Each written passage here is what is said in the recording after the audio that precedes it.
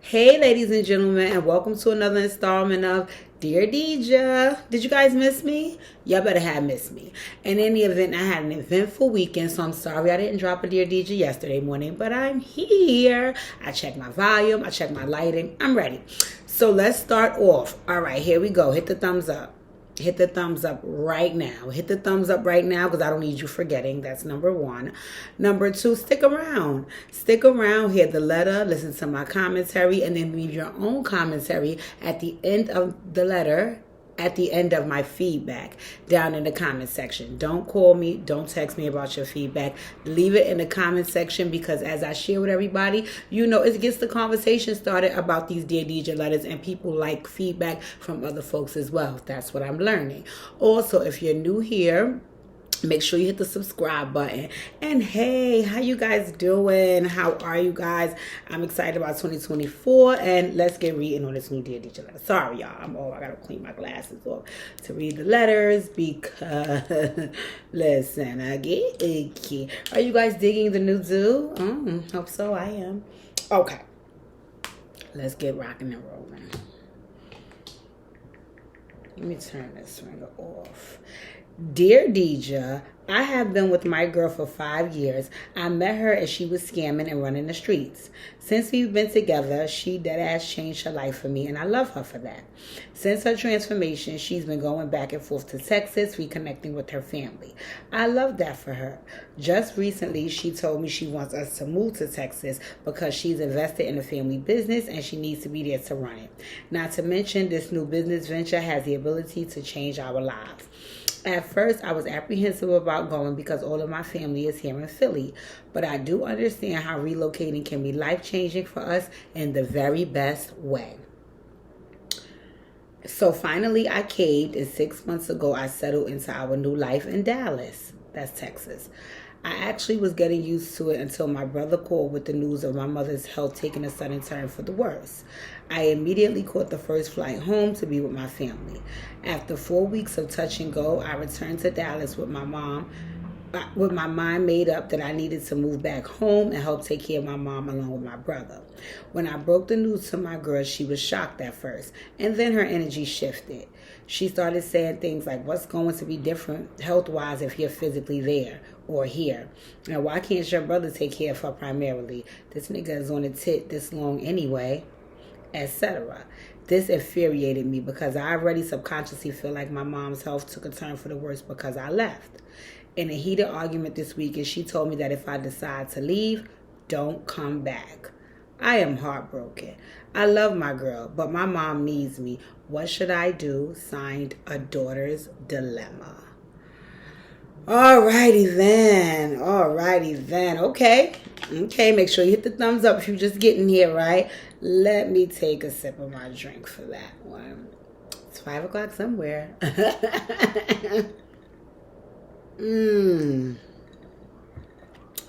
Okay, A Daughter's Dilemma. What it seems like is this may be a lesbian relationship because you said your girl and then it seems like you're the daughter. So, okay, this may be a lesbian relationship. Okay. Alrighty. And I'm happy to hear that, you know, you and your lady were doing so well and she was able to make some transformation so y'all can be together for the better. That's a beautiful thing. Congratulations on getting into the family's business and being able to do those things that help you guys level up as a couple and individually, right? So I'm excited about that for you guys, and I want to congratulate you because I always like to start off with the good news first. I know you guys are going to get on me about touching my hair. I know it's force of habit. It's what I do. I'll learn to stop one day, right? Anyway, got the congratulations out the way. I want to start off with something you said about being apprehensive in the beginning, and then something you said in the end with feeling like your mom's health took a turn for the worse because you left, right? We as people in relationships, right? Relationships is a coming together of two individuals, right? It's making two people one. Okay, that's a beautiful thing. I am a lover of relationships. I am a lover of marriages. I am a lover of anything that brings two people together as one, and also in a positive way. So I love that for you guys. I love the fact that once again you were able to come together and do some positive things. what I want folks to keep in mind that I think people forget when they get in relationships, and I made sure when I got in mind that I wouldn't forget it, is that the togetherness is one thing, but then there's individuality as well, and that's another. And the reason why I bring up individuality, because I think folks need to understand that that is more important than the togetherness. I know that's going to sound crazy, right? I know that's going to sound crazy because it's like, well, how is individuality more important than the togetherness when the togetherness is what keeps the relationship together? That does, but so does the individuality. Because if coming together as one, which honestly means that you have to take on becoming someone else, then that takes away from your individuality. And I can't imagine that a person wants to date themselves. Most times, if not all the time, opposites attract. So if a person is dating you, it's because you're in a way different from them, and that in some way contributes to who they are as a person, right? So case in point, my personality is very rambunctious, very crazy, very loud. You'll know I'm in the room. I'm going to make sure I command the attention of the folks everywhere, right? If that's how I look, or if that's just my magnetic personality. Whereas Pookie is very much laid back. Pookie is very much in the cut. Pookie is very much, I don't want nobody attention and I don't want to get noticed. Now, as fine as he is, that's still going to happen. Wink, wink. But in any event, it's not his goal to make that happen, only because that's not his personality, right? That is where we align, because for him, he can take a little piece of me, I can take a little piece of him, and we enjoy each other in public settings. That's because each of us have our own individuality. And the reason why I brought it up is because you're saying that you guys are in a relationship and y'all love each other, but it sounds like a lot of your individuality was taken away, and now you're just becoming one, and you conform to some of the things, if not all of the things, that your partner wanted to do, instead of keeping something sacred for yourself. And I think that's why it's an issue right now that you're saying you want to make a decision that really involves you as an individual, because not only have we been making decisions together, but we've kind of been doing so in a way that leaned towards more what she wanted as opposed to what you wanted as well. And I think you kind of relinquish some of your individuality in your relationship. That is why your partner is feeling the way now, because you're kind of trying to get it back, in a sense. Now, let me see if I can piece that together so I can make you understand a little better.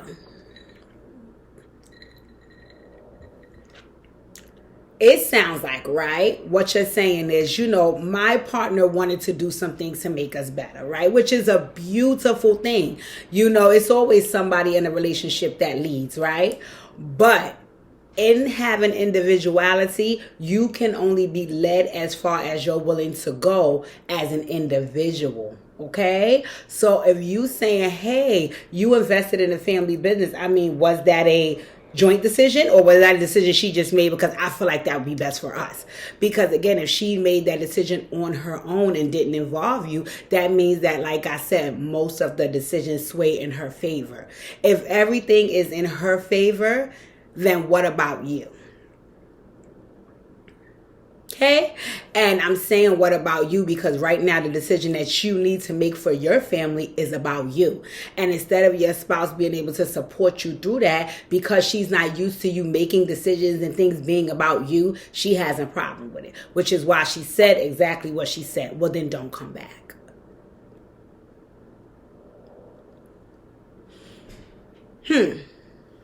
So I think the first mistake that was made is that you kind of relinquish your individuality in this relationship. At least that's what it appears to seem like from the letter that you wrote. And while I do understand that coming together means that we have to be on the same page and we're now forming as one, that also does not mean that you abandon who you are as a person, because who you are as a person contributes to that relationship. Right? It's not just a relationship about one person. It's about the both of you together. So first and foremost, before we even get into you and her, we need to step back and get into you, which is, who are you as an individual? Who are you as an individual? being able to lay out who you are and stand 10 toes down on that person is very important when building relationships. And I don't just mean this for a romantic relationship, because a lot of times that is what happens with women in friendships, right? You assume the identity of another woman because maybe you look up to her, maybe she's all you've ever wanted to be, maybe you feel like she's a better woman than you, who knows? But you assume another woman's identity and then you kind of abandon your own.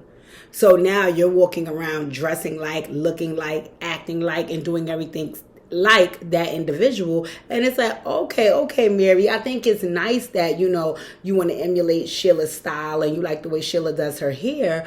But Mary, what about the way you used to do your hair? What about your style of clothing is that not present anymore because you admire what somebody else is doing?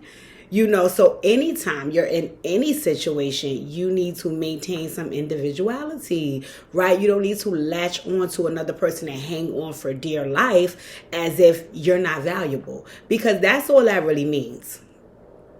All right. And I want to just put that out there.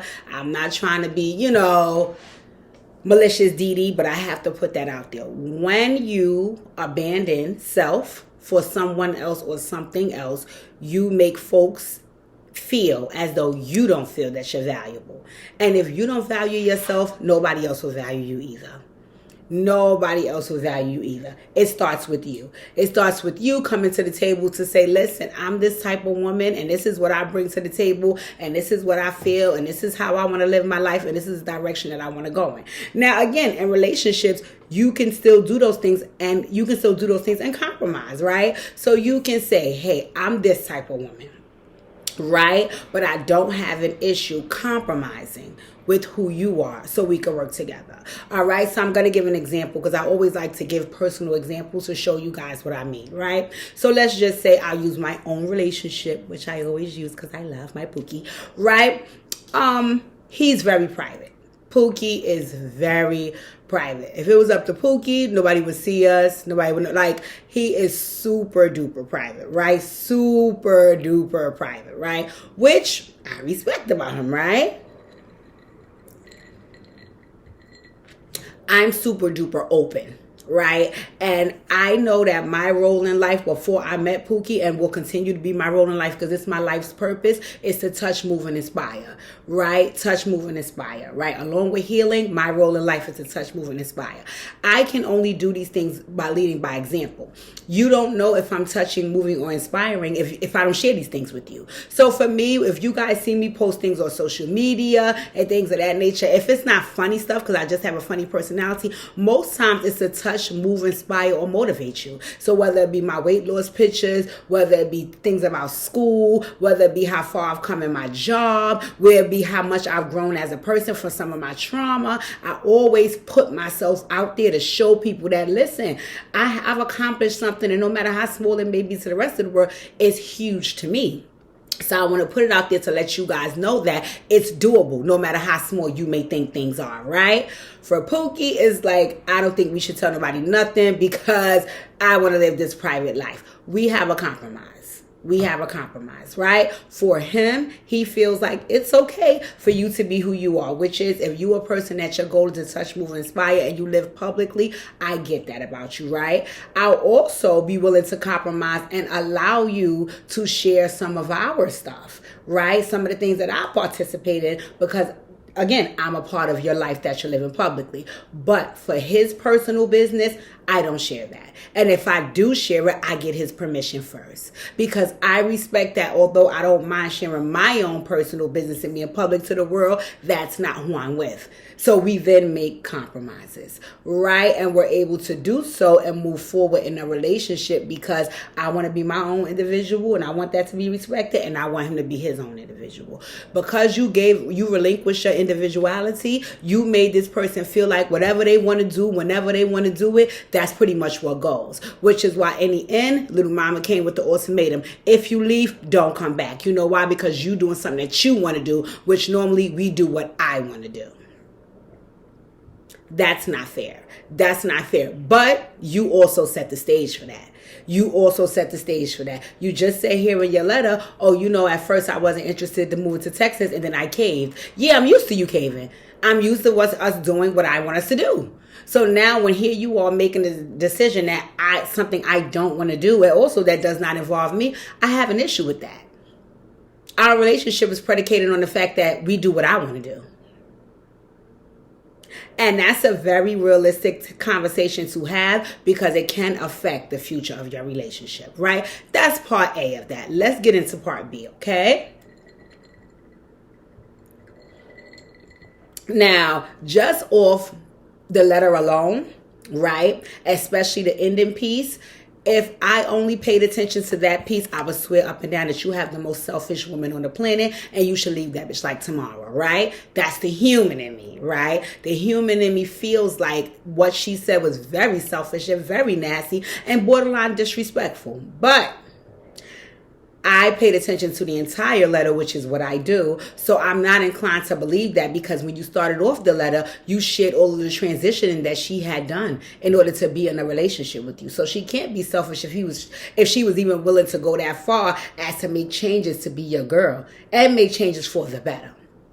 So I don't necessarily think she's selfish, but I do think that she has gotten very comfortable with treating you a certain way and a relationship going a certain way. And at this point, it's time for you to step out and stand up and be assertive. Because at the end of the day, what she did, the decision that she made to get into the family business and go back and be with her family and run her family business, right? She did what she had to do for her family. What about what you have to do for yours? And why does it sound like, from what you shared in the letter, that her family is more important than yours? And really and truly, that's a rhetorical question. I'm not asking you that. I'm pretty much telling that to you because that is the way it sounds, because that's what it is. But that's also to no fault of hers because you have made her feel that way. You have made her feel that way.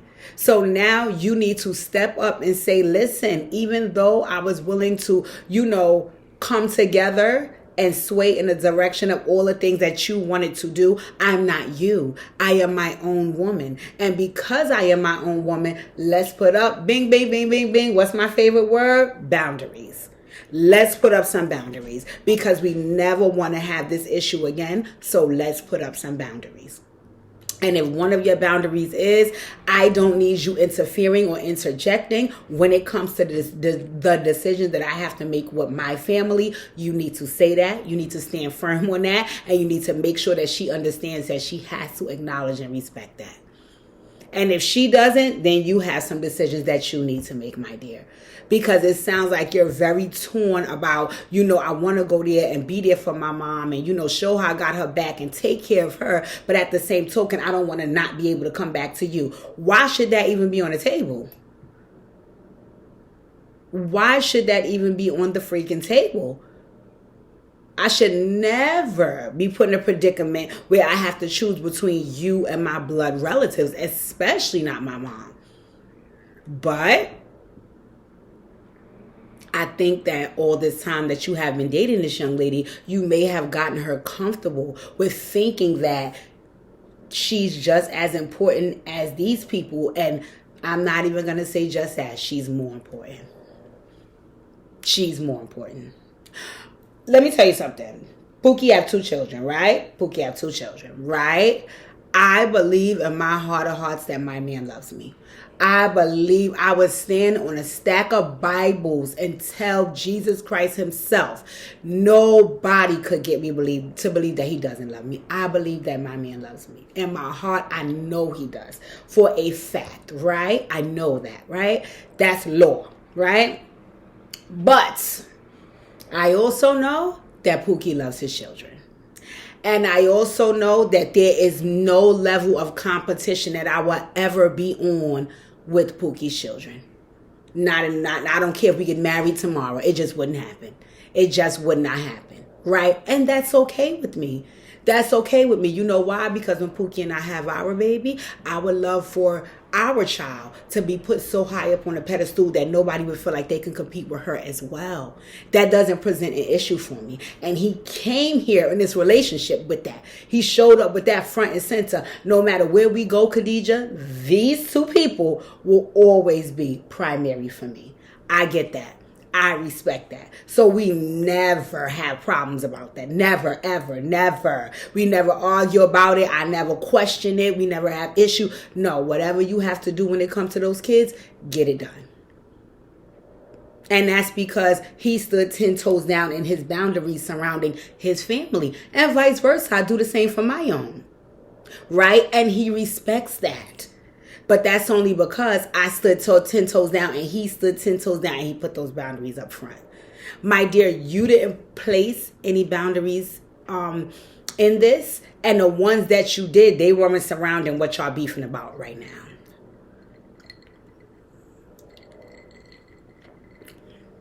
Because I think that if a person can go through all of the rigmarole to change their life for you, I think that you're the person that they genuinely want to be with. So you mean to tell me if they felt like there was an opportunity that they could do something to lose you, they would jeopardize that? No. I don't think that your partner thought that she could lose you. I think that she thought that if she put that ultimatum out there, you would choose her. And I think you made her comfortable feeling that way.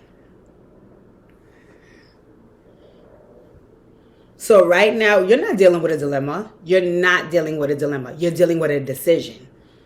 You're not dealing with a dilemma, sweetie. You're dealing with a decision. And a decision that you need to make like yesterday. Because from what you said, two people need you. Your mom needs you and your spouse needs you. You have to decide who is more important, what need is more important, and who needs to be paramount in this situation, depending on who you are as an individual. You don't need to make decisions as a spouse. You don't need to make any as a daughter. You need to make a decision as who you are as a woman.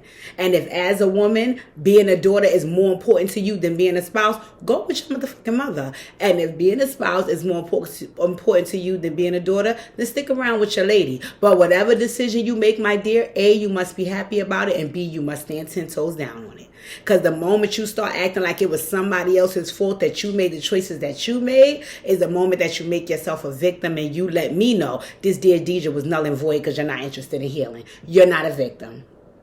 You're a grown-ass woman that needs to make a decision that might not make everybody happy. That's okay. That's okay. That's okay. Every single day we have to make decisions that make us happy that might not make others happy. That's okay. That's okay. Okay? So you don't need to act like if you stay with the mother, you the one that killed your relationship. You don't need to act like if you stay with your spouse, you the one that made your mom sick. No. You need to make a decision as an adult about what's important to you as a woman. And once you make that decision, you need to stand 10 toes down on it. And whatever happens after you make that decision, you have to make sure that you're okay with before you make the decision.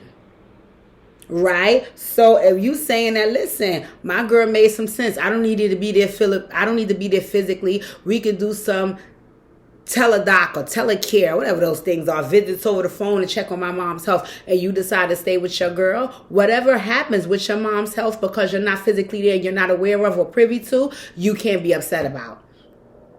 If you decide to say, hey, I need to go and be physically there, so you know what, since you telling me don't come back, I get it, I respect it. If you see that your lady has moved on with somebody else in the future and she tricking on them and they're part of family business now, that's not something you could be upset about because that's the decision that you made. So once again, I'll repeat, my dear, you're not a victim. You're not a victim. You're not a victim. What's taking place at the moment is you fit an impasse and you need to make a decision. And you don't have to worry about, oh, I'm making this decision because I'm a good daughter, or oh, I'm making this decision because I'm a good spouse. No, I'm making this decision because I'm a good woman. And as a good woman, I know what's important to me. So because this thing is important to me, then this is a decision that I'm going to make. Again? Okay. I want to tell you something I'm so excited about because I'm about to tell you this right now, DD, right? Last week when I did the all 5 Dear Deidres, and everybody had better have went and watched them because they dropped Monday through Friday. I said, and I think like my second or third Dear Deidre video, I was like, I'm going to stop saying this. Oh, I hope I see you. I hope I hear from you. I hope we get a chance to move forward with this because I need to know more to heal your heart. It's so crazy that 2 of my Dear Deidre letter writers I now have one-on-one sessions with. So the power of manifestation is so freaking real, which I've always known, freaking known. So thank you, Jesus. Thank you. I'm so excited to do the one-on-one sessions, get more feedback as opposed to just from what I heard in the letter, and also to move forward and make sure I continue to let my business grow by healing hearts. Let me just say to you what I'm going to continue to say moving forward. I cannot wait to see you, because we may need to do some healing hearts work on, how you walked into this relationship, how you want to be known as a spouse, how you want to be known as a daughter, and how you want to be known as a woman. We need to do some trauma-centered care to make sure that you're not still grappling with some traumatic things that happened to you when you might have been younger that you're letting affect you now. And we also need to make sure that you make a decision that benefits you and that makes you happy and that helps everybody around you stay grounded along with you.